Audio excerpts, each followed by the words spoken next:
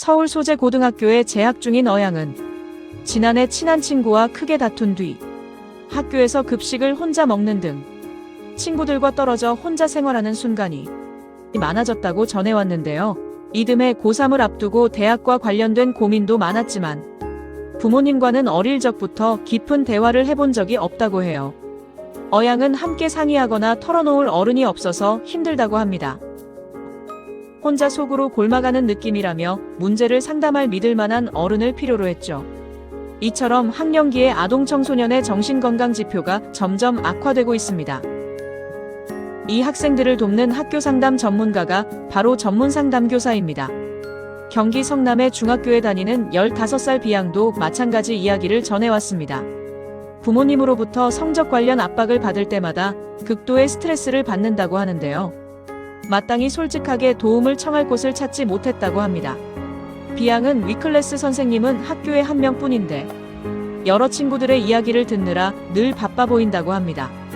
그래서 친밀감을 쌓기가 어렵다며 시험 기간이 다가올 때마다 안 좋은 생각이 들 때가 많아도 쉽게 찾아가기 힘들다고 털어놓았습니다.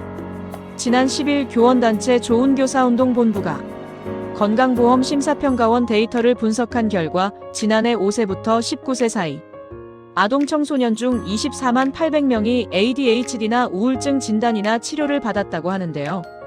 이는 전체 아동 청소년의 3.7%로 27명 중 1명이라고 합니다. 지난 2017년 800명에 비해 8년 사이에 3배 가까이 증가한 수치입니다. 좋은교사운동은 WE 프로젝트 체계가 있지만 전문 상담교사 배치율은 50%에도 미치지 못하고 그마저도 1000명이 넘는 재학생이 있는 학교에서도 한 명의 전문 상담교사가 전교생을 책임지는 시스템이라고 합니다. 또한 국가사업인 정서행동 특성검사 결과 2차 기관에 연계되지 않은 비율도 27%가 넘는다며 전해왔는데요. 학생 정신건강 문제를 해결하기 턱없이 부족한 수치입니다. 이를 위해서는 전면적인 대응 체계를 구축하고 조기 개입 시스템을 마련해야 합니다.